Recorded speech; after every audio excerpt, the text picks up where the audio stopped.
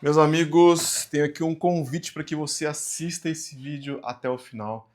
O Catan da SMA, grande parceiro aqui do canal, fez uma entrevista. Eles estão fazendo um trabalho bem massa com podcast. E fizeram uma entrevista com o Wilson Júnior, o Ilcinho. Eu conheci o Ilcinho já tem há muito tempo, bem antes, inclusive, do acidente dele. E eu fiz uma entrevista com o Ilcinho foi 2019, se eu não me engano, já tem um bom tempo. E conheci a história dele, eu conhecia ele antes do acidente, era um super atleta do XCO, o cara andava muito. Podia ter sido um dos Avancines da vida aí, que ele andava pau a pau e tinha grande potencial para isso. E ele, infelizmente, sofreu um acidente há uns anos e é um cara que venceu a tetraplegia. Deixa eu ver se eu não estou falando bobagem, se é isso mesmo. Quando ele sofreu o acidente, ele foi diagnosticado com tetraplegia, ou seja, não ia andar nunca mais, ia ficar de cadeira de rodas pela vida toda ou até acamado, e o cara venceu tudo e todos. Mas eu quero que vocês assistam essa entrevista, é uma entrevista longa, é um podcast, então deixa rolando, bota o fone de ouvido, escuta que vale muito a pena. Pra gente que tem tudo na vida, é uma lição de vida e um tapa na cara pra gente ficar mais esperto e dar muito valor a tudo que a gente tem nessa vida e não reclamar nunca mais. Assista aí. Muito obrigado, Catan, pela oportunidade de divulgar esse vídeo aqui. E o Cinho, um grande abraço. Quem quiser, tem o livro do cara também. O livro dele é muito bom. Eu vou deixar aqui na descrição o site dele e lá no site tem o link pro livro. É um livro que vale muito a pena ler. Beleza? Fique então aí com o podcast. Valeu, gente.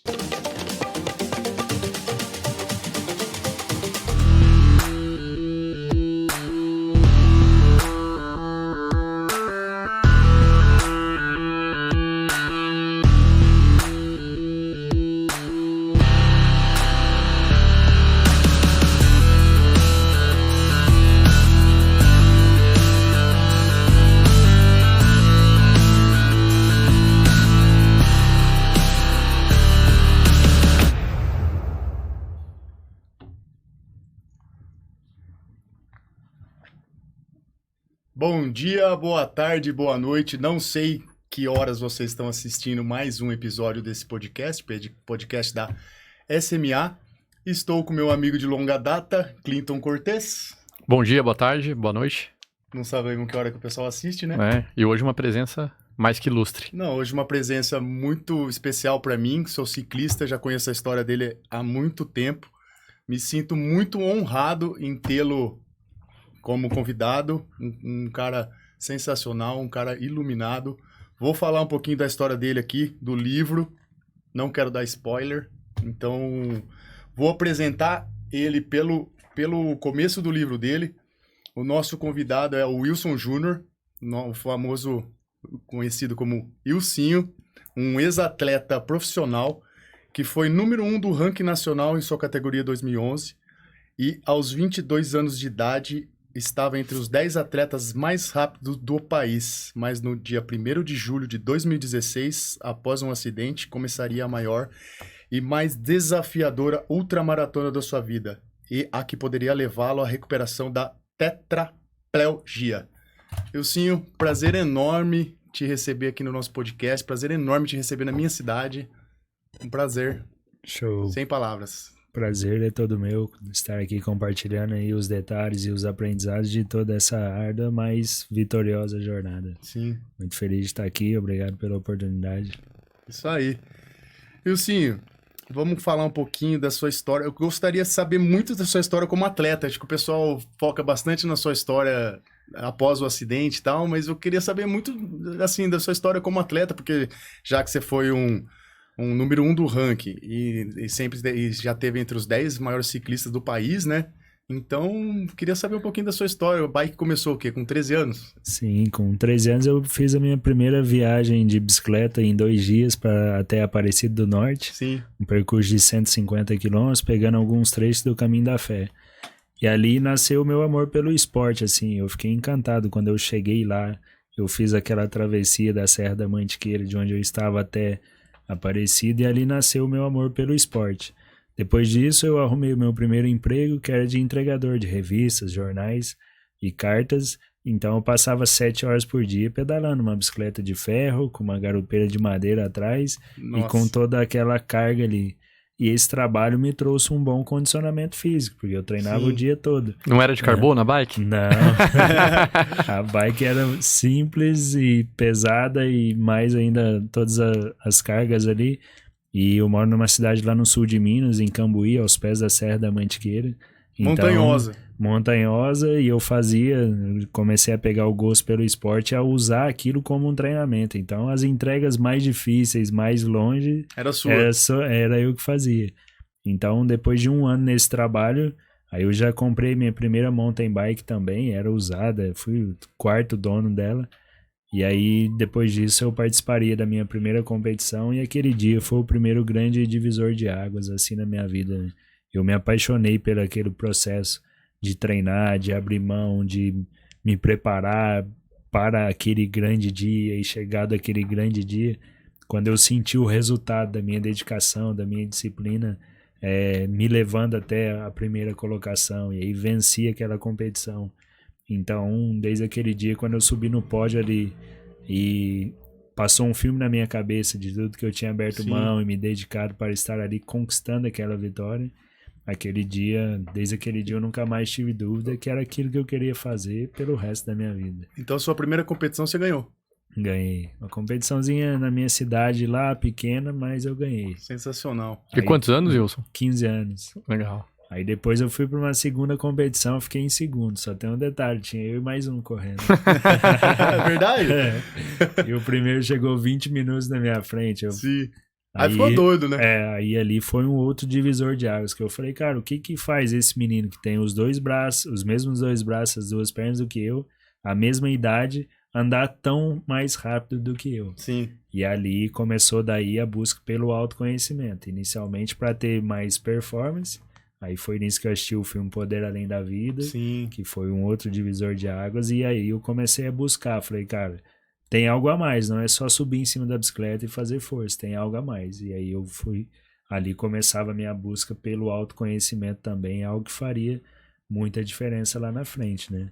E no total foram 12 anos dedicado ao esporte. Eu trabalhei nesse trabalho de jornaleiro por 4 anos. Foi o que te manteve? Foi o que me manteve, fui melhorando a minha bicicletinha ali aos poucos. O meu pai não me apoiava, eu tinha pouco recurso. Foi seu primeiro não, né? Foi o meu primeiro e maior não, assim, da vida até então. Que quando eu fui contar pra ele todo animado, pai, eu descobri o que eu quero fazer pelo resto da minha vida. Eu quero me tornar um atleta profissional. Ele virou pra mim e falou, o quê? Atleta, ciclista profissional? Vai fazer faculdade, né? De bicicleta é coisa de vagabundo. Sim. E ali ele virava as costas pro meu sonho. Mas lá na frente, a gente vai compartilhar depois aqui, vocês vão ver a importância desse não, né? Desse episódio. Então, foi a melhor coisa que ele fez, porque aí eu fui pro mundo. Viajava com dinheiro contado no bolso, de carona, de ônibus. Via os pais dos meus adversários levando eles de caminhonete com as melhores bicicletas, e eu tava lá de ônibus e com a bicicletinha remendada lá. Não, e tem uma história legal que você conta, eu não quero ficar dando spoiler, porque depois a gente vai apresentar o livro do Wilsinho, né? Tem uma história legal que você conta do Fusquinha, né? Sim, a gente foi, a primeira grande prova que a gente foi de 1.200 atletas, a gente foi eu e um amigo no Fusca do pai dele, e a gente tinha que andar um pouquinho e parar pra apertar lá o negócio o suporte da bicicleta. Que ele ficava soltando e a bicicleta tava, tipo, com risco de cair. E a gente chegou lá nesse campeonato, um grande campeonato, a gente nunca tinha visto tanta bicicleta junta, é o Big Biker, e a gente competiu, tava chovendo, a prova na lama, e a gente andava muito bem na lama, em condições extremas, e eu ganhei na categoria Júnior e ele ganhou na Sub-23, que é uma só abaixo da Elite. E a gente chegou entre os 10 atletas ali da geral naquele Big Bike. Então aquele dia foi muito interessante. E ali eu vi que eu tinha potencial para me tornar um atleta profissional. Isso foi em 2008, aos 18 anos, no último ano de júnior. E aí daí foi quando eu tive a ideia. Depois disso eu venci esse campeonato, as 4 etapas. Eu ganhei 3 etapas, uma furei pneu e ainda fiquei em segundo. E foi a primeira grande conquista minha a nível nacional, que era um dos maiores campeonatos do país. E aí depois disso nasceu esse sonho. Eu falei, cara, Nasceu não, o sonho já vinha lá de trás, de me tornar um atleta profissional, mas ali eu vi que realmente eu tinha condição, eu tinha nível para me tornar. Sim. Uhum. Só que eu não tinha recurso. Aí foi quando eu tive a ideia. Eu montei um projetinho no PowerPoint, imprimi, Sim. encadernei e saí de porta em porta no comércio da nossa cidade Sim. pedindo patrocínio. Agora, Wilson, mesmo você tendo esse desempenho, não chamou a atenção de patrocinadores? Não ainda, porque eu não participava ainda das principais competições do ranking nacional, do Campeonato Brasileiro. Eu não tinha dinheiro para ir nessas provas. Ah, entendi. Então eu corri esse Big Bike, que era uma grande prova, só que era em cidades próximas de casa. Uhum. E mesmo assim eu dormi no chão antes de uma competição e, tipo, super precária. Primeiro a gente foi de Fusca, as outras duas a gente foi no Havan com o pessoal da cidade vizinha. A van tava quase fundindo o motor. Teve o lance do colchão que furou. O Foi colchão, essa prova? Levei o colchão inflável na última etapa. Na última etapa, né? Colchão inflável, eu cheguei lá em São Luís do Paraitinga. A gente foi dormir no alojamento, assim, que era uma escola e era, tipo, de madeira. E aí o meu colchão bateu no prego da madeira lá e furou. Aí eu falei, galera, vamos dormir que... Aí você teve uma tática, né? Vamos dormir logo que aí depois eu acordo no chão, mas pelo menos até eu pegar no sono aqui... A gente vai esvaziando ainda tem um certo conforto. E acordou com ele no chão. Acordou dormindo no chão, né? A última etapa. A última etapa. E foi campeão. Então... Aí depois eu montei esse projeto, falei, não, vou conseguir recurso. Eu trabalhava de jornaleiro, ganhava um salário mínimo e um pouquinho mais. E aí eu fiz as minhas contas, falei, se eu arrumar pelo menos o dobro disso, eu já consigo me dedicar exclusivamente ao esporte. Sim. E aí saí, foi uma experiência riquíssima de vendas. Eu falo que foi a minha primeira grande experiência de vendas, assim, da minha vida. E eu não estava vendendo, não era nenhum produto, eu estava vendendo o meu sonho, eu estava vendendo uma ideia. Então foi uma experiência riquíssima que faria total diferença. Até hoje eu trabalho com vendas e aí consegui, era um menino muito tímido, tinha muita vergonha, às vezes eu suava frio assim antes de entrar num comércio para pedir o patrocínio. Sim. Mas consegui arrumar os patrocínios que eu precisava, pelo menos. E aí eu comecei no ano seguinte a dedicar 100% ao esporte, arrumei um treinador, aí foi quando eu arrumei um dos melhores treinadores do país, e no meu primeiro ano aí eu participei de todas as competições de ranking, terminei o ano em terceiro no ranking nacional. Caramba! E figurei entre os 5 em todas as provas que eu participei. Aí isso chamou a atenção do meu treinador, depois eu iria participar da equipe dele com o apoio da Specialized nos 2 anos seguintes, depois ele montou uma equipe profissional, que é o Hugo Prado Neto, da OCE. Sim, nossa, campeão mundial, né? Campeão mundial. De maratona, hoje, né? Um dos profissionais aí mais capacitados. Trabalhou com o treinador do Lance Armstrong nos Estados Unidos, Sim. Então pioneiro no medidor de potência no Brasil, usa desde 2002. Então, um cara que eu tive a sorte de ter como não só treinador, mas um mentor de vida, assim. Sim. E que agregou muito na minha jornada. Então, nos 4 anos de Sub-23 ali, eu estive figurando sempre entre os 5, entre os 3. E em 2011, no terceiro ano, eu terminei o ano como número 1 do ranking nacional, né? Nossa. E depois, aos 22 anos, eu estava entre os 10 atletas mais rápidos do país. A sua modalidade era o XCO, né? XCO, Assim, a modalidade mais rápida, né? A modalidade olímpica, né? Então, a mais concorrida ali, que os profissionais realmente miram, por causa da Olimpíada, por causa de campeonato. O Avancini corre, é essa? Não. Aquele corria. Agora ele corria, né? Agora ele está no ciclo de estrada, mas ele é 1 ano mais velho que eu, então nos 4 anos de Sub-23, 3 anos eu corri com ele. Aí no último ano ele subiu para Elite, aí eu ainda tinha mais ficou. 1 ano. Então é um cara que eu sempre admirei, sempre corri atrás dele aí nas provas. Sim, sempre bater o guidão. Teve um campeonato brasileiro, a primeira corrida dele na Calói, eu cheguei na frente dele. Ele já era Elite, mas a gente largou 1 minuto depois e eu busquei ele. Que legal. Então foi um grande dia, assim, porque ele sempre foi o cara que quebrou muitos paradigmas e que sempre teve essa mentalidade de ser profissional a nível mundial. Então ele começou antes de chegar ao nível mundial, ele já tinha postura e a mentalidade de nível mundial. De campeão. E esse é o maior legado que ele deixou pro nosso esporte, né? Não só ter sido campeão mundial, número 1 do ranking, mas deixar esse legado da postura, de quem você é além da bicicleta, né? É o que você fala no livro da quebra de paradigmas, né? Isso, exatamente. Tudo é impossível até alguém ir lá e fazer. Isso. Então, o Avancini, antes, a gente, na minha geração, eu olhava para a Olimpíada, tinha o sonho de participar da Olimpíada, mas minha meta era, se eu ficar entre os 15 na Olimpíada, já vai ser a maior vitória de todos. Se eu ficar no máximo entre os 10, já vai ser a maior vitória. Porque quem dominava o nosso esporte eram os franceses, os suíços, até hoje. Então o Avancini foi o cara que falou, não, eu vou chegar lá e vou brigar de igual para igual com esses caras. E brigou, né? E brigou. E eu vi pessoas do lado dele quando a gente competia, e falei, mas esse cara é louco, quem que ele acha que ele é? Tirando Olha sarro. só. Tipo, como assim? Ele acha que ele vai chegar lá e vai brigar de igual para igual com os franceses, com os suíços? Ele tá maluco. E ele essa falta de falava, referência é difícil, né? Você não ter uma referência, que nem futebol. Pô, o cara nasceu e tinha tido Pelé, tinha tido Tostão, tinha tido Garrincha. Não que fique mais fácil, mas ele olha pra muitas boas referências, né? Sim. Agora, se você olha pro ciclismo, pô, ninguém. É muito distante. Então, a maior dificuldade da quebra de paradigma é isso. O primeiro cara que eu li sobre isso é o Roger Bannister, o primeiro ser humano que correu 1 milha abaixo de 4 minutos. E todo mundo falava que era impossível. E muita gente tentou por muito tempo. E aí ele falou, bom, treinando igual todo mundo treina, pensando igual todo mundo pensa, realmente é impossível. Mas eu vou fazer diferente. E ele treinou alguns anos fazendo tudo diferente. E ele foi lá e bateu a milha abaixo de 4 minutos.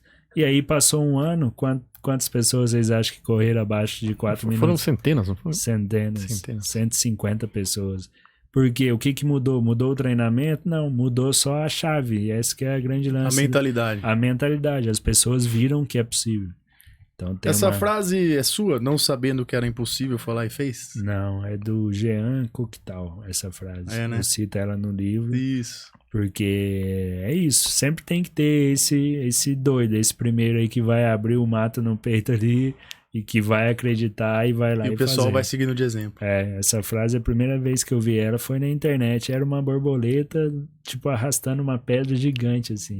E essa frase, eu salvei aquela imagem e falei, cara, isso aqui é fantástico, é extraordinário. Então, e é o que eu busco fazer hoje, né? Daqui a pouco a gente vai falar de uma quebra de paradigmas, que é o que eu estou vivendo nesse momento aqui. Sim. Então, o Avancini, o maior legado hoje a gente teve a etapa da Copa do Mundo aqui no Brasil, 2 etapas, e na primeira etapa, um menino de 25 anos ficou em 10º, um outro brasileiro de 23 anos ficou em 11º, e o Landa Caloi, da equipe da marca que eu tenho apoio, ficou em 12º. Então, 3 brasileiros entre os 12 melhores do mundo. Com essa idade, o Avancini começou a ter o primeiro top 10 dele, eu acho que foi com 30 anos. Sim, nossa. Então pessoal, a nova geração já está chegando antes, porque viu que não é impossível mais. Sim. Já viu um brasileiro lá com a camiseta do Brasil, brigando, ganhando a etapa e dos liderando. europeus. Então, essa virada de chave é muito... Muda muito, né? Muda muito e os resultados já estão acontecendo. E a geração nova vem atropelando as marcas dele e isso vai ficar cada vez mais frequente. Então, os limites estão na nossa mente, né? Então, a nossa mente, principalmente quando tem algo que ninguém fez, a gente quer segurança, a gente quer o que a ciência fala, até onde a ciência foi, o que alguém já fez. Então, a gente tem essa questão de efeito manada e tudo mais. Então, tem que ter uns caras corajosos e loucos o suficiente para fazer diferente. Muito da força mental também, né? Assim. Sim, total. Daí, uma pergunta que a pessoal sempre, quando conhece sua história, e eu acho que a pessoal sempre pergunta, te perguntei hoje que a gente acabou almoçando junto e tal, né? Foi um, nossa, enorme prazer. Você foi sempre um cara espiritualizado? Sempre com essa mentalização, com essa força da mente? Desde novo? Sim, desde quando eu assisti esse filme Poder Além da Vida com 16 anos. Que é baseado no livro que você me indicou, né? No livro O Caminho do Guerreiro Pacífico. Sim. E aí o cara era um cara que trabalhava numa conveniência de um posto e aí tinha um ginasta, é uma história real. E aí o ginasta começa a ir lá às 3 da manhã E daí o ginasta até apelida ele de Sócrates, porque ele era um cara muito sábio. E aí esse Sócrates começa a ensinar para ele essas questões mentais, essa questão espiritual, né? E aí ele era um atleta, o Sócrates vira para ele uma hora e fala, você é bom em algo que você repete 1000 vezes por dia. Sim. Eu busco ser bom em tudo. Sim. E aquilo ali foi um grande divisor de águas na minha vida. Entrou na sua Assisti mente. aquele filme, falei, cara, eu quero ser essa pessoa. Para ter performance, eu vou ter que me tornar essa pessoa. Uhum. Espiritualizada, com a mente controlada, com as emoções controladas, porque o grande diferencial vai ser sempre mental, né? Sim. A nossa mente é a que vem criando ilusões o tempo todo e falando que a gente não vai conseguir. Quando a gente fala dos nossos objetivos, dos nossos sonhos, às vezes é a nossa mente mesmo que é a primeira a falar isso, você não vai conseguir. Porque ela quer economizar energia, né? Então, ela não gosta do novo, ela quer o seguro. Então, nosso maior adversário é a nossa mente. Né? É a síndrome do impostor, né? Você É é impostor de você mesmo. Né? Também, eu até tenho uma lista de transmissão no Instagram que chama Domine a Sua Mente. Porque o que eu mais busco levar para as pessoas são práticas e citações e tudo que envolve para as pessoas vencerem a própria mente, porque aí elas vão vencer qualquer coisa. Então, essa busca começou lá aos 16 anos com esse filme. Eu falei, cara, é isso que eu quero aprender a fazer e ser. E então, aí eu eu entregava jornais, eu via uma notícia falando alguma coisa de mentalidade ou de yoga, e aquilo me chamava a atenção. Eu ia até te perguntar do yoga. Aí com 20 anos eu comecei a praticar o yoga em si, que é o Swastika Yoga, uma das 108 modalidades. Sim. Que é o De Rose, é um brasileiro que viajou 30 anos para a Índia. Ele morava dentro do Fusca dele aqui no Rio, trabalhava, juntava dinheiro, daí ele ia para a Índia, ficava lá nos Himalaias estudando, depois acabava o dinheiro, ele voltava, vivia dentro do Fusca mais um tempo dando aula, juntava dinheiro. Ele ficou 30 anos assim. E aí ele resgatou a modalidade mais antiga e ancestral do yoga, que é o yoga de 5.000 anos atrás. E aí eu comecei a praticar, tive a dádiva de um amigo começar a estudar essa modalidade dele, e aí fui cobaia desse amigo também, a gente treinava na casa dele. E aí foi um salto a nível espiritual muito grande, assim, para as questões de mentalidade, do estado de flow, que nada mais é do que a forma mais próxima de Deus que você vai chegar. Então, poucos meses praticando isso, eu tive experiência, assim, com Deus e de estado de fluxo ali, de flow, muito grandes. E então Deus foi muito palpável na minha vida, e aí você vai elevando o seu nível de consciência, você consegue ver Deus mais em pequenos detalhes. Pequenas coisas, em pequenos... Teve um dia, eu estava voltando de uma competição, eu estava numa rodoviária na cidade de 50 quilômetros da minha, e passou um andarilho lá, falou, posso fazer uma arte aqui para você? Falei, cara, tô sem dinheiro, acabei o último dia que eu tinha, eu comprei a passagem. E aí ele, não, vou fazer do mesmo jeito. E aí ele fez assim um marca-página de livro com um fio de cobre, e era tipo aquela letra da música assim. Sim. E deu aquele marca-página. Falou, isso aqui é a maior arma que existe. Porque é a arma do conhecimento. Lendo o livro, buscando conhecimento, você vai ter a maior arma que tem. E me deu e saiu, assim. Ele saiu, eu fiquei olhando aquele cara, eu falei, cara, isso aqui é Deus. Do nada. Do nada. É Deus falando comigo. Né? E isso ajudou bastante você no esporte em si? Demais. Você via claramente nos treinos, nas competições, essa questão mental... Exatamente. O estado do flow é um estado, muita gente foca só no lado mental, de alta performance e tal, mas o estado do flow é um estado muito espiritual também. Então, quando você vivencia o flow ali, tanto é que o Ayrton Senna fala, né, naquela experiência, que ele estava no treino em Mônaco lá, e ele fala que ele estava a 300 km por hora e parecia que tudo acontecia em câmera lenta. É um estado de flow, né? E ele fala que aquela foi a experiência mais intensa de Deus na vida dele. Ele fala que ele sentia Deus do lado dele no carro naquele momento. E que ele sentia que ele era o carro, né? Ele tinha uma história assim, que ele... conectado com o carro. Tava conectado com o carro, né? Ele falava, ó, eu estava dirigindo de uma forma que era além da minha consciência. Parece que não era eu que estava dirigindo. E eu sentia Deus em cada momento. Então Deus foi muito presente na minha vida. Eu conseguia sentir e ver a mão dele em momentos cruciais da minha vida, assim. E aí, quando veio o acidente, isso ficou ainda mais nítido, né? Porque a forma como eu fui resgatado, O meu milagre começa lá, né? Eu caí num lugar no meio do nada e...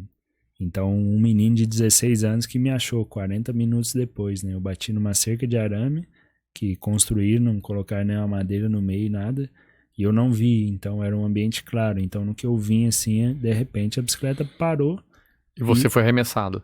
Eu sofri o efeito chicote, quebrei o pescoço no ar e aí caí lá do outro lado. Fui de ponta e aí fui virando assim, parei de barriga para cima e com as duas pernas 45 graus à direita. E ali eu já não senti o meu corpo e não conseguia me movimentar, né? 1º de julho de 2016. De 2016. Quase 10 anos. E aí sozinho, ninguém sabia onde eu estava, sem celular, mas também não ia adiantar o celular, que eu não tinha movimento para pegar o celular e ligar. E ali eu fiquei 40 minutos, fiz um único pedido para Deus, que eu lembrei da minha filha, que tinha 2 anos e meio naquele momento. E eu tinha 1 hora atrás, eu tinha falado para ela, filho, o papai vai ali treinar e já o papai volta, tá? Prometeu para ela que você ia voltar, né? E aí eu tava naquela situação e eu falei, meu Deus, só manda alguém pra me encontrar aqui e eu só quero voltar vivo pra casa.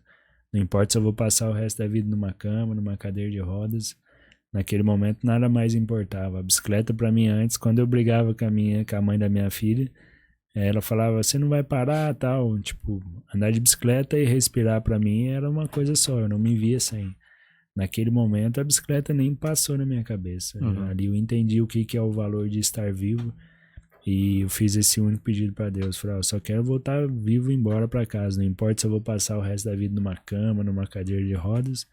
Nada mais importava, eu só queria voltar vivo. E aí, depois desse pedido, eu comecei a praticar a meditação também. Tem uma parte legal que você escutou, que você escutava a água do riacho, né? Tinha um barulhinho de água do meu lado. Olha que incrível, Cleiton. E aí, Enquanto você tava caído, né? Aí quando eu comecei a pensar, nossa, quanto tempo vai demorar para me encontrar aqui? E se escurecer, eu vou morrer de frio? E se vir um animal aqui, eu não posso correr? Então, quando eu comecei a pensar em tudo isso, eu falei, não vou pensar em nada. Aí escutei esse barulho de água, e aí eu falei, vou usar o som contínuo da água aqui para praticar a meditação e deixar de pensar. E aí, naquele momento, depois desse pedido, e aí eu comecei a praticar a meditação. Então ali eu comecei a me sentir calmo, eu senti até um ar diferente no meu rosto, assim, e aquilo para mim foi a resposta de Deus de, calma que tá a caminho, o seu socorro tá a caminho. Porque até na região que você mora lá, né, o senhor, eu tava até te perguntando hoje, é uma região fria, né? Então, no caso, se demorasse, você sofreu um acidente ao meio-dia? Meio-dia. Mas aí se você ficasse passasse a noite lá, Sim. Primeiro que você já tava com 60% da respiração comprometida, né? Isso. Que quando tem uma lesão dessa, você tava me contando que 60% já da respiração já compromete, começa a inchar tudo, né? Sim, o diafragma já fica comprometido. Aí, quando começa a inchar a parte óssea, então aí você perde o resto da respiração. E esse lugar bate 0 grau à noite. Sim. Fácil. Na Serra da Mantiqueira, 1.500 metros de altitude. Então essa foi uma das coisas que eu pensei. Comecei a pensar, falei, cara, se escurecer aqui, eu vou morrer de frio nesse lugar. E aí eu comecei a praticar a meditação, escutando aquele barulho contínuo da água para ir saturando a minha mente e deixar de pensar. Que é um estado avançado de meditação, que é você conseguir ficar sem pensar em nada. E aí eu sentia, depois de alguns minutos, assim, eu senti um ar, parece que diferente, assim, no meu rosto, e aquilo pra mim soou como uma resposta de Deus de, fica calmo que vai dar tudo certo. E aí 40 minutos depois eu escutaria o som da minha vida. Som da moto. Que era uma moto vindo na minha direção. Só que aí, antes da moto chegar até mim, ela parou. E eu falei, meu Deus, o que tá acontecendo? Quando eu escutei o barulho da moto, eu já comecei a agradecer. E aí, de repente, a moto para. E eu falei, meu Deus, o que tá acontecendo? Aí depois passou um pouquinho, a moto continuou e um menino de 16 anos que chegou lá e me encontrou. E ele assustou, né? Imagina, um cara com a roupa colorida caído no chão, meio torto, bicicleta de um lado, eu do outro. Sem se mexer? Sem se mexer. Eu falei, eu não sinto meu corpo, não consigo me mexer, só liga pro SAMU, aciona o resgate. Ele, mas você tá falando sério? Tipo, ele me perguntou umas 3 vezes. Aí ele não tinha celular, aí ele foi Nossa, ele não tinha celular. Não, aí ele foi buscar o outro cara, aí voltou com o cara do celular, que era o cara que tinha construído a cerca. O cara também muito nervoso, porque ele falou, cara, não imaginava que vocês passaram de bicicleta num lugar desse aqui, remoto. Ele construiu a cerca 2 dias antes do acidente. 2 dias antes. Não, e a história, ô Clinton, a história legal do cara da moto, que é muito bonita, por sinal, né? Assim, é outra parte de Deus na sua vida, né? Meu milagre começa ali. Esse menino foi Deus que mandou, porque se não fosse ele, ninguém ia me achar ali. A história é sensacional. Eu ia morrer naquele lugar. A história, o menino chegou no almoço e resolveu dar uma volta de moto. E foi dar uma volta na trilha, né, Wilson? E esse horário que o Wilson escutou ele parando, ele ia virar a moto e ia voltar. Só que ele escutou uma voz que era pra ele continuar um pouquinho pra frente. Entendi. Ele sentiu dentro dele, ele falou que ele sentiu algo que falou, vai um pouco mais. E ele foi. Ele foi mais um tanto, que desligou, ligou. E se ele não fosse, hoje eu não estaria aqui compartilhando essa história com vocês, sem dúvida. Eu tinha morrido lá. Não, toda vez que eu conto essa história, eu contei até pra minha esposa, eu fico arrepiado, cara. E assim, pensando, seria uma morte brutal, né? Porque, poxa... Ia ficar lá até acabar o ar e eu morri de frio à noite. Eu já tinha calculado, falei, cara, ninguém sabe pra onde eu tô. Eu lembrei que eu tinha encontrado com uma amiga, ela tinha cruzado comigo de carro, quando eu estava saindo da minha cidade. Só que depois eu pensei, falei, cara, só que pro lado que ela viu eu indo, tem 30 opções, até eles começarem a me procurar, até eles acharem, vai demorar no mínimo, aí depois vai escurecer, no mínimo até amanhã.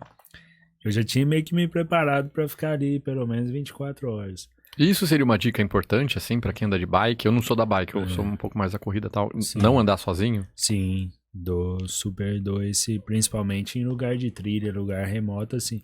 Hoje tem alguns capacetes, né, que se você bate a cabeça, ele manda um sinal pra um celular que você deixa, legal. Deixa cadastrado. Minha esposa tá me olhando aqui, Clinton. Mas você nunca vai sozinho. Eu vou sozinho. Vai. Então, dou esse conselho pra todo mundo, porque não que eu faço. A gente não sabe, tipo, quando que passaria pela minha cabeça que eu passaria por algo desse tipo. A gente nunca espera esse tipo de coisa, né? Então, vai no mínimo com mais um amigo, porque um caiu, o outro tá ali pra ajudar, porque a vida é o bem mais precioso que a gente tem. Então, se tem algo que o meu acidente me ensinou muito, foi isso também, né? Antes eu era um super-humano, né? Tem até o livro que eu te indiquei, que chama Super-Humano. Então, corria ultramaratona de 600 quilômetros, 7 dias competindo lá na Chapada Diamantina, na Bahia. Estava entre os 10 atletas mais rápidos do país, corria, nadava, fazia yoga, fazia musculação.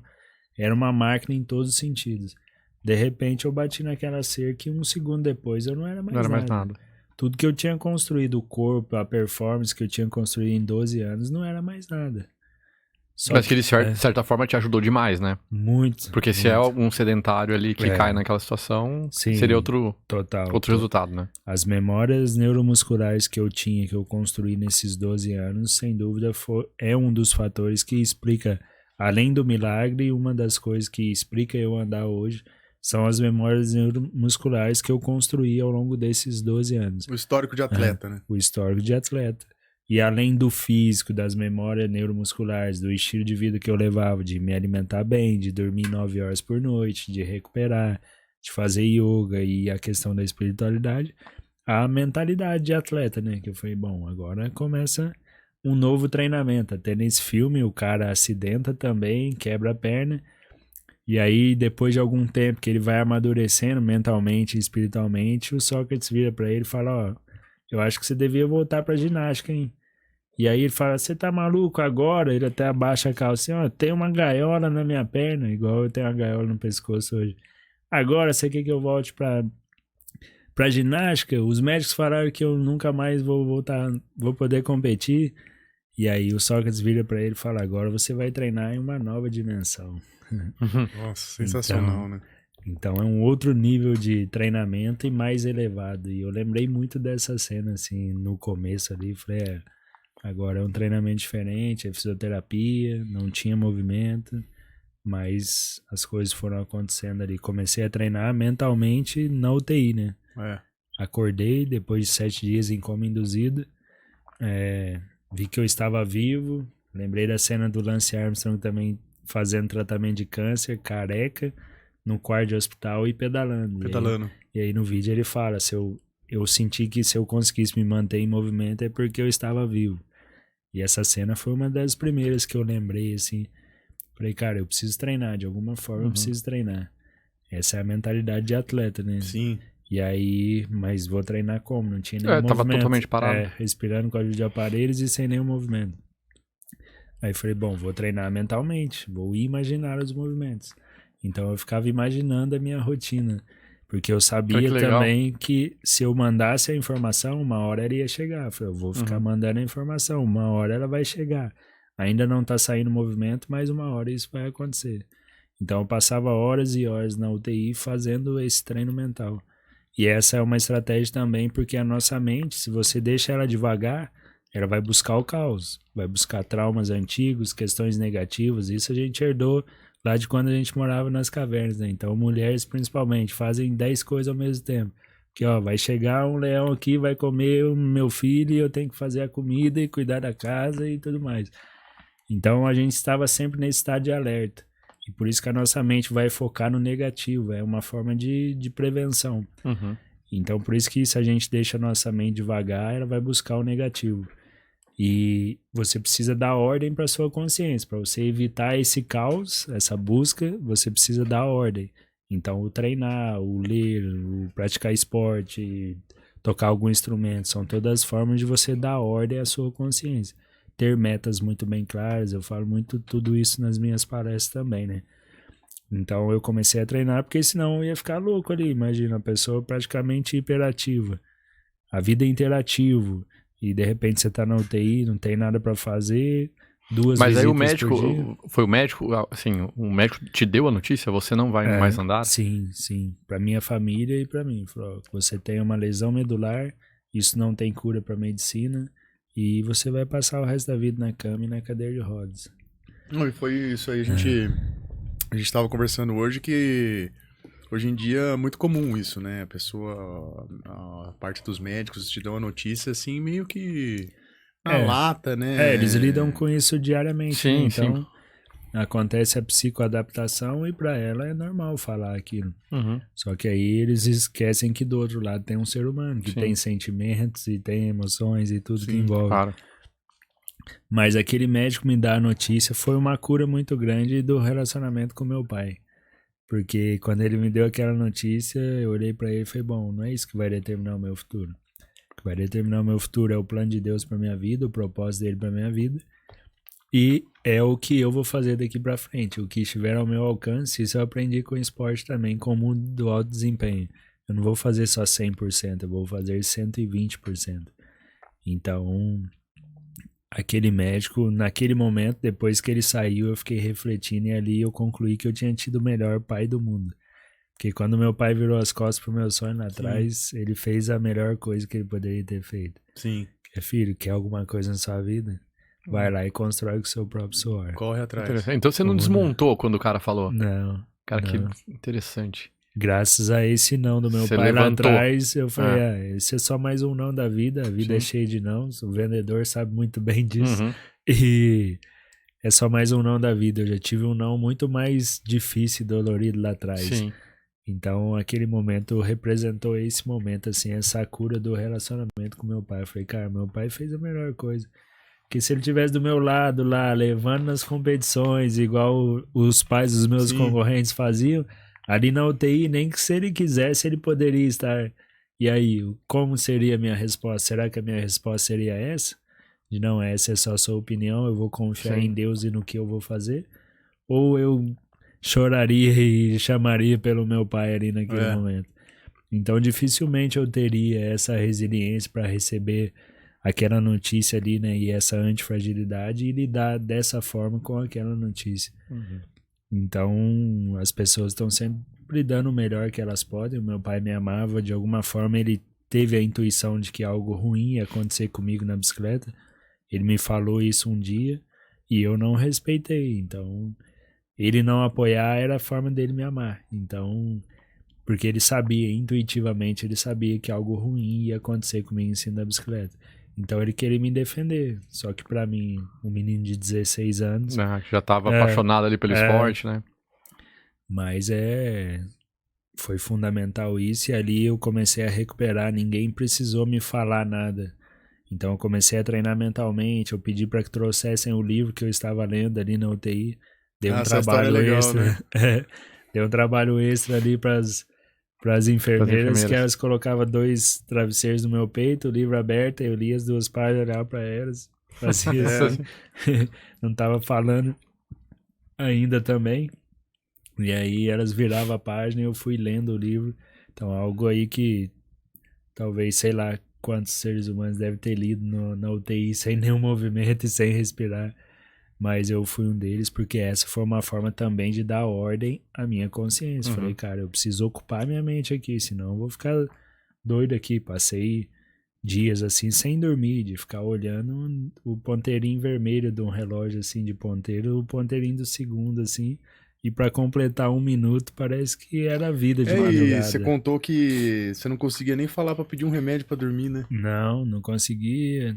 Tava entubado, né? Tava, alucinava com vontade de tomar água, de comer um pão com manteiga, assim, e não podia. Então, foram 22 dias ali muito difíceis. As maiores alegrias da sua vida depois de 22 dias foi tomar água e comer, né? Um mingau de maisena lá com corante azul que eles colocam e dá pra gente pra ver se ele não vai pro lugar errado, assim, por causa da tráquea.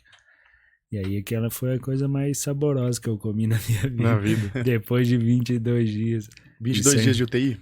22 dias de UTI. Depois subi pra neurologia e o médico falou, não, agora 2 dias você vai embora. Aí eu peguei uma infecção lá, fiquei mais 23 dias. Nossa. Aí no final eu brigava com os médicos, queria ir embora, queria ver minha filha e o tempo não passava. Mas... E Wilson, o que você fez diferente, ou os médicos, a fisioterapeuta, né, a equipe ali que te acompanhou, de outras pessoas que não conseguiram se recuperar da mesma lesão que você? Tem gente que teve a mesma lesão que você e tá numa cadeira de rodas hoje, certo? Sim. E você tá andando. Sim.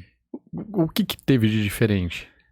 Eu acredito muito que é essa questão interna. Até minhas primeiras palestras chamavam o que você precisa estar dentro de você. E eu termino as palestras hoje em dia. Eu abro falando isso e eu termino falando isso. Perfeito. Porque é isso que vem de dentro. É você acreditar, é você mentalizar mentalmente e tudo mais, mas é essa crença, esse desejo por, cara, eu vou voltar a andar. Falei pra ele ali vendo. Quando eu soube da história de um ser humano, eu cheguei em casa, fui buscar na internet, nenhuma notícia positiva. Todas só confirmando o que o médico tinha falado. Até que alguns dias depois um amigo foi me visitar e falou, não, teve um amigo meu, ele sofreu um tiro durante um assalto em São Paulo, ficou tetraplégico, mas ele era atleta igual você, e ele voltou a andar. 7 meses depois ele voltou a andar. Aí quando aquele cara falou pra mim, é a questão da quebra de paradigma. Que nem o corredor lá. Eu falei, então se um ser humano voltou a andar, eu também vou voltar a andar. Esse é um princípio da PNL também, né? Tudo que um homem pode, o outro pode modelar e melhorar. Então, quando ele me falou isso, eu falei, então eu vou voltar a andar. E digo mais, vou voltar a andar em 6 meses, eu vou vencer esse cara. Porque daí já vem a cabeça de atleta. Né? Já vem a cabeça de atleta. Então eu vi que esse cara vê que era possível. Isso é o lance da quebra de paradigma. Uma outra coisa, a fé. Chegou um cara, um homem de Deus em casa, abriu a Bíblia e leu lá. Ele fala que é Jeremias 33. Eu tô lendo a Bíblia inteira agora pra achar, porque no Jeremias 33, das versões que eu vi, não tá. Não tá. Ele abriu a Bíblia e falou, eu sou um Deus que te restaura e que te restaurará por completo. É emocionante, né? E esse... Eu sou um Deus que te colocará de pé.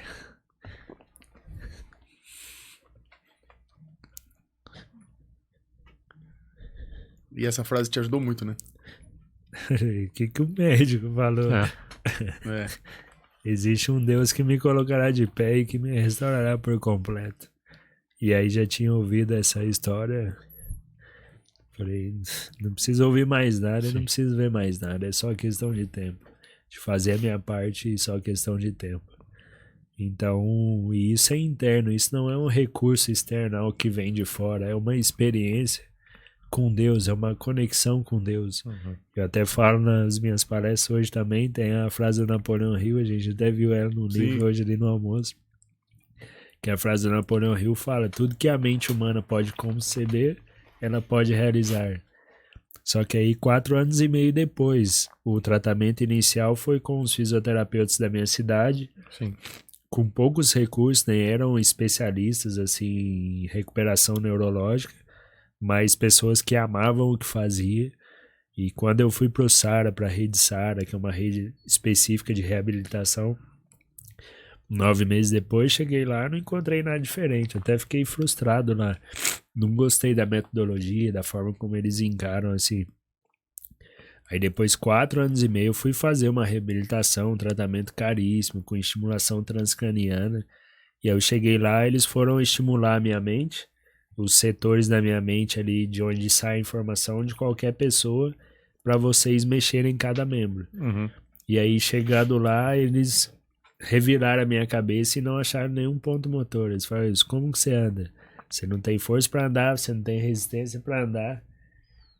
E a gente não sabe por onde passa a informação, mas você tá aqui em pé e andando. A gente tá vendo, né?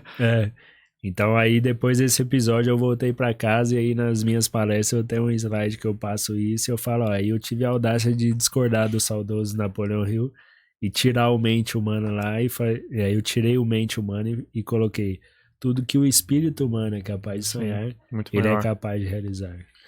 Porque... Cara, que história. Eu esperando uma resposta assim: não, eu fiz um exercício, uma fisioterapia. Não, é completamente espiritual, a questão de interna, de mente, força mental, de fé, e acho que fé é a principal de tudo. Né? Sim. Cara, eu gosto muito incrível, eu gosto muito de ler livros Força da Mente, de mentalização, eu aprendi bastante com isso, sim. Eu sempre gostei de estudar muito sobre isso e nada foi por acaso, né? Eu falo que a minha vida inteira foi uma perfeita preparação. Nenhuma página de livro que eu li foi em vão, nenhuma pessoa que cruzou o meu caminho. O meu pai ter sido desse jeito, a minha mãe, por outro lado, apoiando, sem recurso, mas apoiando, aquele amor de mãe. Então, nada foi por acaso, tudo foi uma perfeita preparação para quando acontecesse. Aí eu peguei e já sabia de tudo isso, já tinha esse relacionamento com Deus antes, muito antes. Então, foi, na verdade, hoje eu sou muito grato, porque eu tive a oportunidade de colocar em prática o que eu vi lá nesse filme Poder Além da Vida, o que eu li, estudei a minha vida inteira, eu tive a oportunidade de colocar em prática para superar algo muito maior e mais difícil. Você tinha as ferramentas, né? Tinha as ferramentas. O problema tava lá, mas você tinha as ferramentas para resolver. Ferramentas. E isso trouxe uma gratidão muito grande também por ter essas ferramentas. Hoje eu estou o tempo todo fazendo curso, lendo livro, buscando conhecimento. E na maioria das vezes eu já tive acesso a essa ferramenta. Às vezes é algo que parece algo muito grande e escondido às vezes. E aí eu vou ver e falo: cara, isso daqui eu já faço há 10 anos. Já chegou até mim de graça lá atrás isso. Então... Sim. É muito Deus isso, né, nessa preparação pra gente hoje ter essa história, levar esse conhecimento para as pessoas e servir a vida das pessoas através disso, né, porque esse sem dúvida era o propósito de Deus para tudo que aconteceu, e eu sou muito grato por ele ter me escolhido para essa missão, ter me preparado antes e me dar forças diariamente, porque os desafios são diários, né? Sim. Então... Ô, Ilcinho, e consegui falar com algumas pessoas próximas a você e temos que 2 depoimentos, né? 2 depoimentos, 2 pessoas bem legais para você, que a gente queria fazer uma surpresa para você. Nós vamos colocar aí para você assistir. Acho que é aqui, ó. Olá, pessoal. Vocês estão aí acompanhando essa entrevista com o Wilson Júnior nesse podcast. Eu sou Otávio Grossi, eu sou coautor do livro do Wilson, eu sou escritor, sou terapeuta, mentor de performance, trabalho aqui em Belo Horizonte. Foi uma honra poder conhecer o Wilson e a história transformadora dele. Uma história que é muito mais do que uma biografia, porque ela também é um GPS de coragem, de performance e de superação.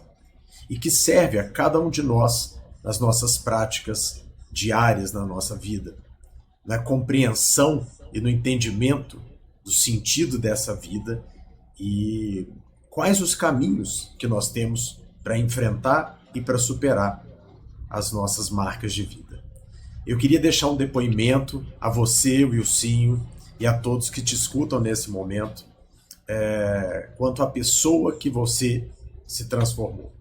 Não são só os fatos que acontecem na vida das pessoas que as transformam em pessoas significativas. Muita coisa se passa, né? Muita coisa se passa, mas pouca coisa acontece. Algumas pessoas podem passar por acidentes, passar por mortes na vida, passar por um infortúnio, né, no trabalho, qualquer coisa.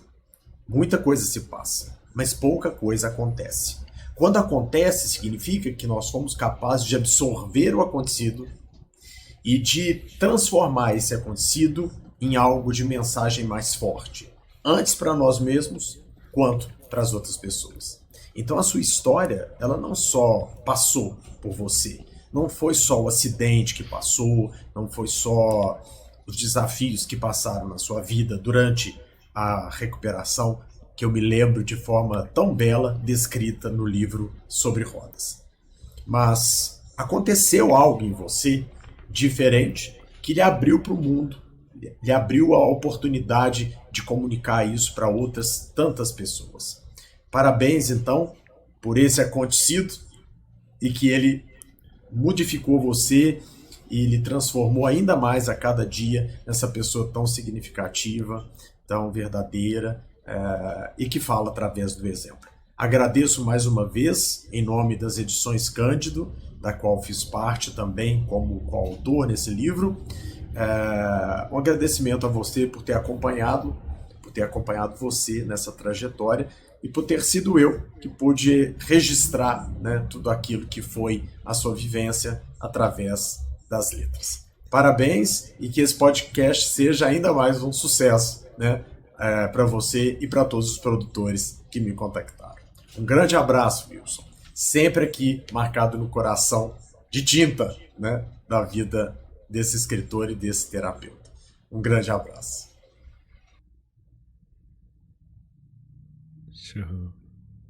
Show de bola. Acho que tem mais um, né? Vai passar na sequência. Fala pessoal, bom dia a todos. Meu nome é Neymar Yamamoto. Eu sou profissional de educação física, atuo como personal trainer e trabalho com cinesiologia e biomecânica aplicada ao treinamento esportivo e à reabilitação. A minha história com o Wilson é uma história longa já, de longa data, que ela se passa por 3 fases. A primeira, que eu acho que eu fui o primeiro patrocinador dele quando ele começou a competir. A segunda, nos trabalhos de treinamentos propriamente dito, que eu virei o treinador dele. Não um treinador técnico, né, mas o treinador específico dos treinamentos de força que ele necessitava fazer.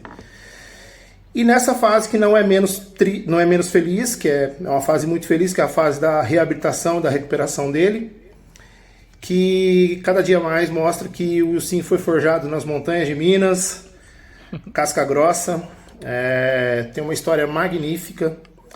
Falar sobre a recuperação é algo complexo, mas falar sobre a vida dele é muito fácil, tanto como ser humano e como atleta. Mas longe de mim querer explanar qualquer coisa dele.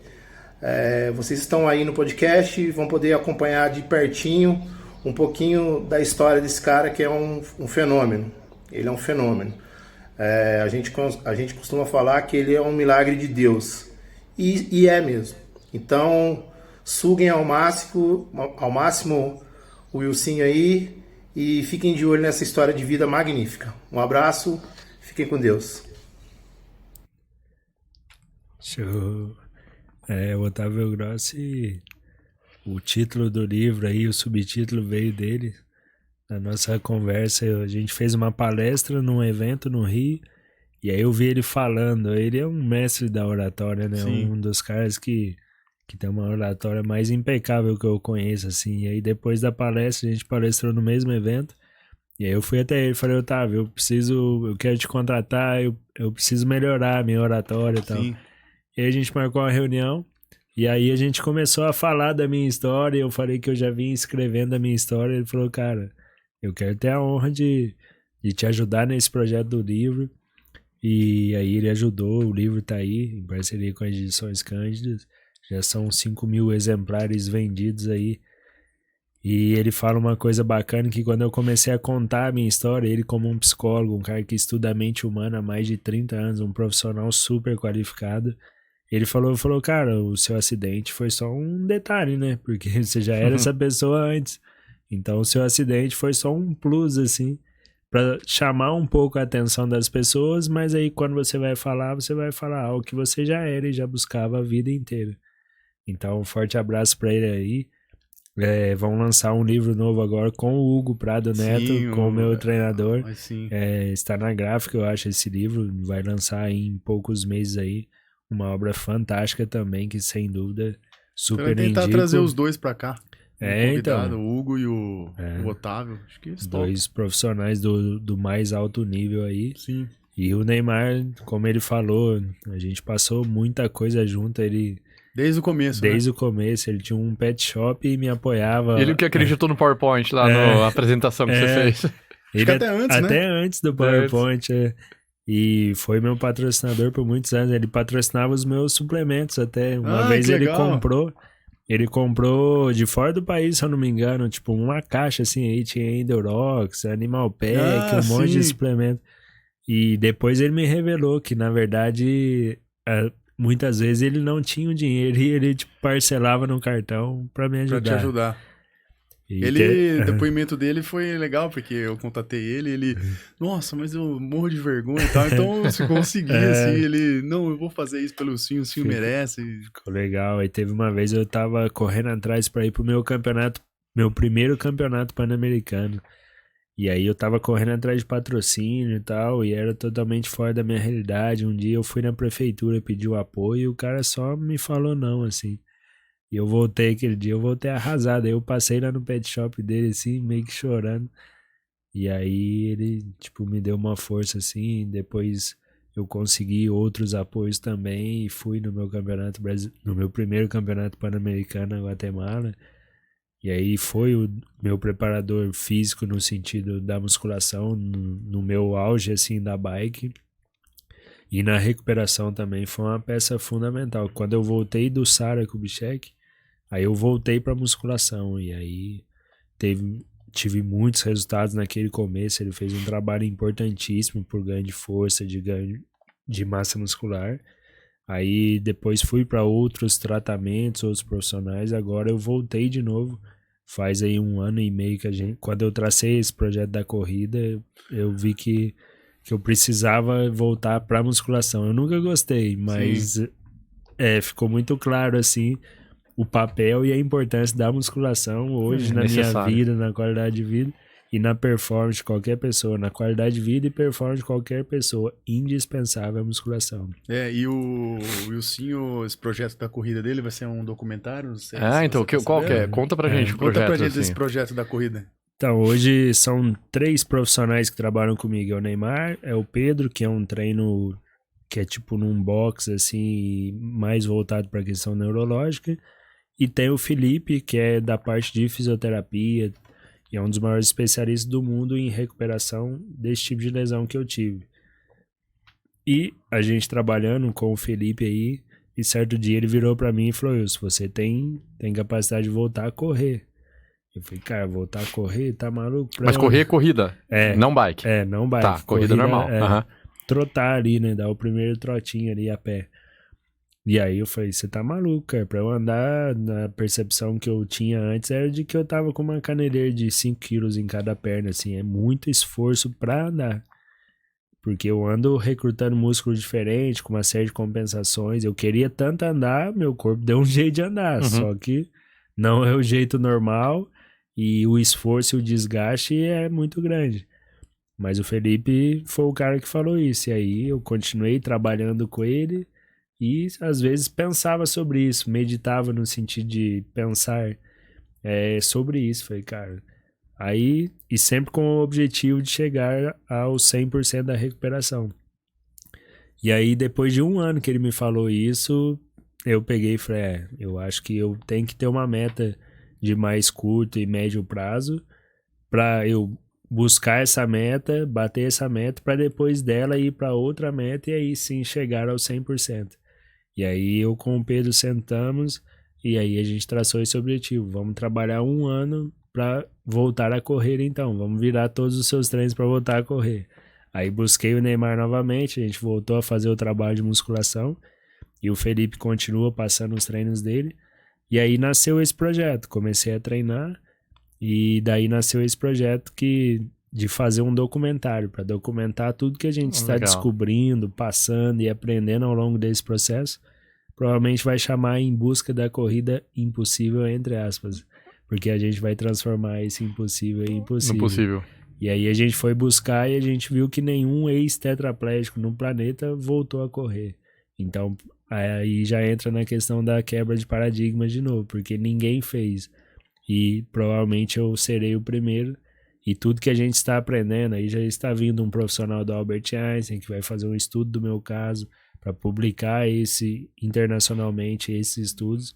Mais na área técnica, né? Mais na área técnica, para a gente deixar uma contribuição para a ciência também. E fazer esse documentário, a gente aprovou ele na Lei de Incentivo à Cultura, então a gente, se tiver algum empresário aí de lucro real, de empresas grandes que tenham interesse, pode ser um patrocinador também, aí através da dedução fiscal, né? E a gente quer fazer um documentário mesmo, audiovisual, para deixar essa mensagem, para motivar as pessoas, para compartilhar tudo que a gente está aprendendo. Eu estou escrevendo o que será o roteiro desse documentário, porque ele está acontecendo, então eu estou escrevendo, já vai dar um outro livro também, e então é um projeto fantástico, é a minha maior meta desse ano. A meta a gente achou que daria para correr em 1 ano, só que chegou em dezembro do ano passado, a gente viu que faltava muito ainda. Sim. Aí eu tinha 2 opções, desistir ou continuar tentando até dar certo.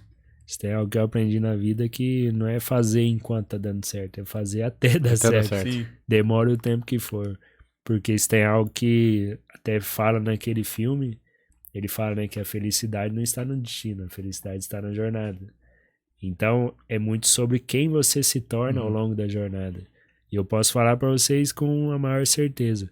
Só o que eu aprendi a evoluir até agora, se eu vou correr ou não, já está em segundo plano. Já está em segundo plano. Porque eu já me tornei uma pessoa muito melhor, eu aproximei muito de Deus nesse processo, eu refinei uma série de princípios e valores nesse processo. E fisicamente, hoje, eu acho que até falei para você, eu levantei da cama assim... A hora que eu acordei hoje, sentei e levantei da cama, eu levantei com uma facilidade assim. Tá mais forte, né? Nem parece que eu passei por tudo que eu passei. Então eu estou a cada dia mais forte, a cada dia melhor. E esse é o primeiro projeto. Depois de bater ele, a gente vai traçar um outro. A gente tava conversando, vamos fazer o Caminho da Fé. Caminho da Fé, um deles, e então, depois... Aí, quem sabe a gente não faz junto até. Sim. Sensacional, né? Porque daí o médico vai falar, olha, para algum paciente, ó, não vou falar que você nunca mais vai andar, porque tem o Wilson. Temos um caso, que né? Correu, que ele até correu. Não só andou, ele correu. Vai ser, e se ele conseguir, e ele vai conseguir, ele vai ser o primeiro ex-tetraplégico a correr. Então ele falou do planeta. Do planeta. Então... Sensacional. Sim, eu olho pra você, eu vejo a coragem, cara. Eu acho que teve uma citação do seu livro do cara que fala de uma passagem bíblica que fala da coragem, né? É a do Dan Gable. As medalhas de ouro, na verdade... eu olho pra você e eu vejo coragem, cara. Não tem outra... Coragem e propósito de Deus, né? Um grande propósito de Deus que você, como você mesmo diz, você foi preparado pra passar uma mensagem até para as pessoas que passam ou passaram pelo seu problema, né?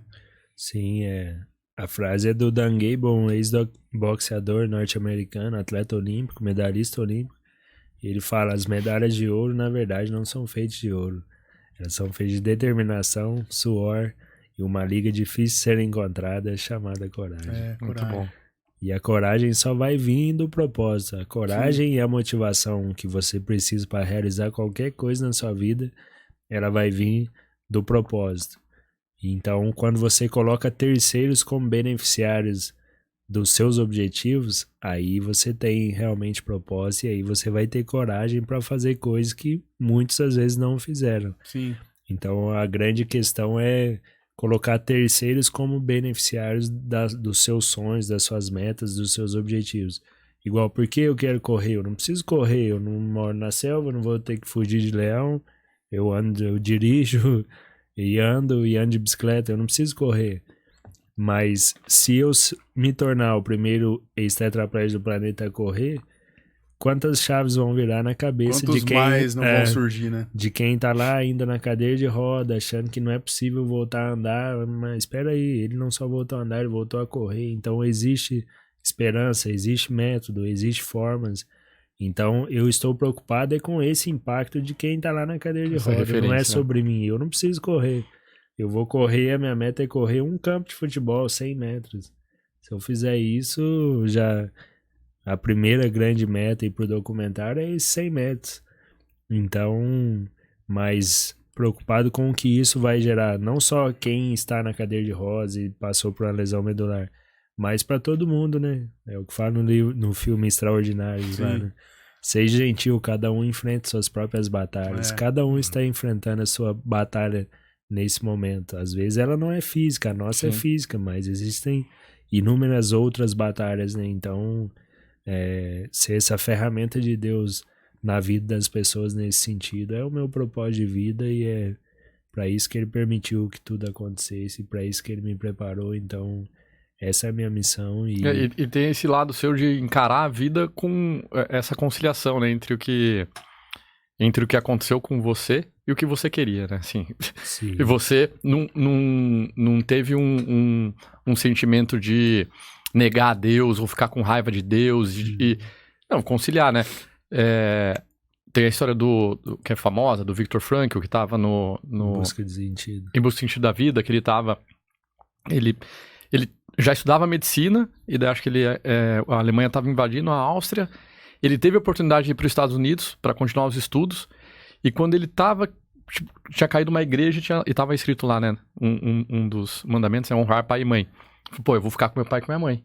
Foi pego, foi para Auschwitz, e dentro de Auschwitz ele descobre o motivo da vida dele, que era estudar, porque umas pessoas se desmoronavam perto do nazismo e outras não. Elas estavam na mesma situação, umas simplesmente se entregavam. Em busca do sentido da vida, legal, do não Viktor conheço. Frankl. Então ele era psicanalista, né? E ele desenvolve toda uma linha nova de psicanalista que era diferente do Freud, que era conterrâneo dele, baseado no que ele viu. Então ele não ficou se remoendo, falando, nossa, era pra eu estar nos Estados Unidos. Ele perde a esposa vai pra outro campo. Depois que ele sai, ele recebe a notícia que ela foi mortal. Então, é isso. Ele deu um significado para o que ele estava vivendo sem se revoltar contra o mundo, né? Sim, e esse foi um dos maiores diferenciais da minha recuperação que eu falo para as pessoas. Não foi nenhum treinamento em si. Foi ter aceitado aquilo. Tem uma frase do mestre hindu que fala: aceite o momento presente sem julgamentos. Essa é a maior pilar de espiritualidade que eu já encontrei, resumido em poucas palavras, é isso. Aceite o momento presente sem julgamentos. É o que o Viktor Frankl estava vivendo e fazendo lá no campo de concentração. Ele fala que ele viu pessoas tendo atitudes nobres naquele momento, né? Pessoas agindo como animais, o que é natural também, mas ele viu que mesmo naquela situação, pessoas demonstrando e tendo atitudes nobres apesar de qualquer coisa. Então eu aceitei o momento presente sem julgamentos. Falei, já aconteceu. Nada vai fazer eu voltar, não é igual aqueles filmes que você voltava lá a fita e a imagem... Então nada ia fazer voltar. Eu falei, tá, aconteceu. Depois, agora é como que eu saio dessa situação. E isso me trouxe essa questão de nunca ter revoltado contra Deus, de perguntar, por que isso comigo? Esse é um castigo? Por que eu não fui para a direita em vez da esquerda lá alguns quilômetros antes? Então, eu nunca tive esse sentimento e essa questão. E isso eu converso com pessoas que tiveram o mesmo tipo de lesão diariamente, eu vejo que é um grande diferencial, assim. Porque ao invés de olhar para tudo que eu tinha perdido, eu decidi olhar para as pequenas conquistas e primeiro, eu estou vivo. Depois, eu estou vivo e estou acordado aqui nessa UTI. Depois, agora eu estou respirando sem ajuda de aparelhos. Agora eu posso tomar um copo de água. Agora eu posso comer um pão com manteiga. Então, ao invés de olhar para tudo que eu tinha perdido, eu fui comemorando as pequenas conquistas. vitórias. E isso me manteve. Agora eu estou em casa, estou próximo da minha filha. E fui comemorando essas pequenas vitórias. E isso me manteve nesse estado de gratidão. Eu até falo às vezes nas palestras, acho que eu falo no livro também, né? Tem uma frase do Esopo que fala que a gratidão é a oração das almas nobres. Então o estado mais elevado em termos de vibração, até 1200 Hz, é a gratidão. É mais alto que o amor e a alegria. Então não tem nada mais poderoso do que a gratidão. Então a cura interior minha vinha acontecendo muito também porque eu me mantive, consegui me manter nesse estado de gratidão. E eu já conversei com muitas pessoas que é natural também. É natural, não vamos julgar, né? Passar por uma depressão, porque, você é um ser humano ativo, de repente você tá numa cadeira de rodas, dependendo das pessoas para tudo. Então, é praticamente normal a pessoa ficar depressiva e tudo mais. E eu consegui me manter olhando para essas pequenas conquistas e eu fui entendendo também o verdadeiro valor da vida, né, na UTI. Quando eles tiravam um tubo assim para limpar e colocar o outro, aqueles 2, 3 segundos ali, que não vinha ar, eu falava, cara, que milagre que é respirar, que milagre que é enxergar, que milagre que é se alimentar, tomar água. Então eu refletia muito sobre os milagres da vida que a gente, quando tá saudável, a gente não para observar. Então tudo isso foi trazendo esse estado de gratidão, nunca revoltei, e isso foi abrindo as portas para as bênçãos acontecerem e as curas acontecerem. E aí você nesse estado elevado, aí as coisas vão acontecendo. Aí qualquer treino que você fizer, qualquer comida que você comer, qualquer coisa que você se alimentar, vai ter uma absorção e um resultado muito melhor, porque você está vibrando alto. Quando você está em rancor, raiva, você está lá a 40, 60 Hz. Quando você está em gratidão, você está a 1200 Hz. Então, matematicamente falando, é incomparável um sentimento, uma emoção do outro. Então, esse, sem dúvida, foi um dos diferenciais aí. Que legal. Ô, Ilcinhos, eu sou um cara que gosta muito de ler, eu te falei, você chegou em casa, você viu, né? Já tô com 3 livros já inclusive, de presente. Inclusive, você viu um monte de indicação sua, né? Sim. O Clinton também é um cara que gosta bastante de ler. E estamos quase terminando esse podcast aqui. E eu queria que você indicasse alguns livros pra gente, alguns filmes, para o pessoal que tá assistindo, que você gosta bastante. Um livro e um filme você já falou, né? Mas fala de novo aí pra gente. Primeiro livro sobre rodas, a história da reinvenção da vida, né? Ele tem... O livro do Ilcinho aqui, ó. Vou falar um pouco do livro do Ilcinho. Conta a história dele como atleta, conta a história do acidente e conta a história de toda a sua recuperação, todo o seu propósito. É espetacular. É espetacular esse livro. Depoimentos dos profissionais. O Neymar tem um depoimento dele também. Tem Henrique Avancini, Hugo Prada. Vários relatos aí. E de livro, O Caminho do Guerreiro Pacífico, que é o que inspirou esse filme Poder Além da Vida. Se você quiser descobrir mais sobre os poderes da mente, tem um filme que chama Limitless, que é Sem Limites. Ah, não conheço. É um cara que toma uma droga e aí ele usa 100% da mente dele. Ah, eu assisti, então, sim, legal. Vocês, é ficção e tal, mas tipo, pra vocês entenderem como seria se vocês usassem um pouquinho mais da mente de vocês. 100% da mente, né? Eu assisto poucos filmes, assim, então... É mais esse aí É mais esse aí. E de livro, além desse tem o Super-Humanos, que eu te indiquei, você tá lá com ele também. Nossa, tô com ele, você me indicou Super-Humanos, você me indicou... Desperte Seu Gigante Interior, do Antônio Robbins. Poder do Agora, do Eckhart Tolle. A Bíblia, eu estou lendo a Bíblia agora, nesse ano. Comecei a ler ali de Gênesis e vou até Apocalipse pela primeira vez, lendo... e aprofundando muito na questão da Bíblia ali. São muitos livros. O jogo interior do tênis, para quem pratica esporte e gosta, é fantástico. Fantástico. Eu também eu tô para comprar esse do Guerreiro Pacífico e esse do tênis também, que é indicação sua. Esse é fantástico. É o cara que revolucionou o método de treinamento e tudo que existe de coaching no esporte e fora hoje em dia. É Autobiografia de um Yogi, é um dos livros de espiritualidade mais lindos que eu já li na minha vida. É numa linha do yoga mais pro lado Vedanta, mas muita coisa do Anthony Robbins, por exemplo, que todo mundo conhece hoje. Que ficou famoso. Inclusive o título do documentário do Anthony Robbins, que eu indico, que é Eu Não Sou o Seu Guru, eu li essa questão do Eu Não Sou o Seu Guru nesse livro. Sim. Do Autobiografia do Yogi. Eu descobri esses dias que o Steve Jobs, quando ele morreu, ele falou que no velório dele ele queria que doasse esse livro para todo mundo que fosse no velório dele. Que interessante. O Caminho do Guerreiro... a Autobiografia de um Yogi. Do Yogananda. Então, depois você me passa certinho. É um livro lindo sobre espiritualidade, assim. É de um grande mestre do yoga que ele veio para os Estados Unidos. Ele fala que a missão dele foi trazer o yoga pra gente aqui desse lado do mundo. Sim. Então tá no meu top 10 aí, com certeza. Que mais? São muitos. São do muitos, Anthony né? Robbins, a biografia do Yogi. E agora 3 que eu te indiquei também. É legal essa troca, né? Sim. É legal essa troca. A minha lista de livros pra ler lá não acaba nunca. Você falou, tô lendo a Bíblia, mas agora eu tô saindo da sua casa com mais 3 aí. Poxa, e agora? Vou ter que ler uma segunda vez o dia, não vai ser meia hora só por dia, não. Vai ter que ser 1 hora. E acho que legal, Wilson, você deixar suas redes sociais, porque você faz palestras para empresa. Sim, para empresas, para eventos esportivos. Tem a minha mentoria também, tem o livro. Então é @WilsonJR, igual tá na camiseta aqui, não sei se tá dando pra ver. Uhum. É wilsonjr.mtb. É Wilson com I, né? Olha lá, tá lá, suas redes sociais lá. Isso, aí tem o meu site, que é wilsonjr.com.br.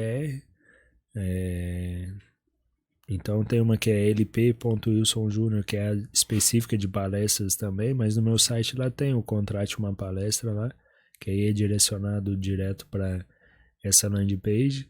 Então esse é o meu trabalho hoje. Hoje o seu trabalho é esse. Exatamente. Levar os aprendizados dessa história e tudo que eu estudei para o máximo de pessoas, né? E a palestra é uma das formas mais eficientes disso, de impactar a vida das pessoas. E aí, através das redes sociais ali, a gente está sempre postando também conteúdo. E é isso. Aí, galera de Rio Claro região, tô procurando parceiros para trazer a palestra dele para aqui, para Rio Claro. Porque eu gostei, porque não é uma palestra assim melancólica, nada. Cara, é muito legal, assim. Não, legal no sentido que é uma história de superação, mas, sempre pra cima, né? Sempre vai dar certo. Achei demais. Sim, demais. Essa é uma coisa que eu sempre... A gente tem meio que um documentário já no YouTube lá que eu gravei em 2020. Eu começo ele falando, na vida o importante não é o que acontece com você, é o que você faz com isso. Então a gente cita esses episódios assim, que são difíceis e tal, mas até para gerar uma conexão com quem tá ali, porque cada um tem a sua própria batalha. Exato. Mas depois 70% da palestra é na solução, é focado o que eu fiz para sair dessa situação, para superar esse impossível. Então é isso que a gente busca levar para as pessoas e entregar para as pessoas para que elas saiam de lá e realmente dê a volta por cima, supere os seus limites e cheguem lá. Cheguem lá. Muito bom. Fazer o impossível, né? Então, o papo tá bom. Papo... Presente. Tomamos a hora dos presentes, né? Olha isso. Esse é o presente nosso da Sofia. A gente tem um desodorante aí específico pra quem corre, anda de bike. Ainda bem que você falou anda de bike, eu fico bravo. Sempre anda de bike. Que massa. Obrigado. E aí eu trouxe um presente também pra você da SMA. Tem uma camisetinha aí também pra sua filha aí. Muito obrigado. Bom, assim, chegamos no final de um podcast, pra mim, muito especial. Me senti muito honrado de te receber aqui, te receber na minha cidade, te receber na minha casa. Te acompanho há bastante tempo e te apresentei pro Clinton, te apresentei para todo mundo aqui. Então, só tenho que te agradecer. Como você falou, é gratidão. Gratidão. Passamos as redes sociais, né? Quer passar a sua, Clinton? Sophie.run, que é a nossa, e Clinton Cortez, que é a minha pessoal. A minha pessoal é Katana Echar e SMA Suplementos. E assinem o canal SMA_suplementos. Assinem o canal, curtam, No YouTube. compartilhem, toquem o sininho. Show. Muito obrigado. Obrigado pela oportunidade, por abrir as portas da sua casa e por tudo que a gente conversou antes daqui e por esse bate-papo. Muito obrigado também. Falei pro Ilcinho que passei esse tempo com ele, né? Meio período, né, Ilcinho? Eu falei assim pra ele no carro, eu falei assim, Ilcinho, eu passaria acho que uns 7, 15, 20 dias com você aqui, porque, cara, você é um ser humano iluminado. É isso aí, é sempre um prazer, é sempre uma troca de aprendizados e é isso. Muito feliz de estar aqui, foi um prazer, super agradável. Ficaria aqui falando também. Não, se vocês então, deixarem. se Então, a gente deixasse, também. o papo vai aqui até a tarde da noite, pedir uma pizza aqui e ficava conversando. Por mim, aqui eu estou no flow. A gente Muito entra, bom. acaba entrando no estado de flow, né? Você você falou, nem vê o verdade. tempo Nem vê o tempo passar passar. Você sabe que você tá no flow quando você não tá preocupado com o tempo, você não tá pensando em nada além daqui. E você não quer sair dessa situação, desse estado. sim. Então, esse é o estado do flow. Nossa, sensacional. Bom, Muito legal. então chegamos ao fim. O episódio é o nome do livro dele, Reinvenção da Vida, sobre rodas, Reinvenção da Vida. Então é isso aí. Obrigado. Obrigado, Wilsinho. Obrigado, Obrigado, Ilcinho. Catan. Obrigado a todos por assistirem, compartilharem, curtirem. Obrigado, galera. Valeu. Valeu. Valeu.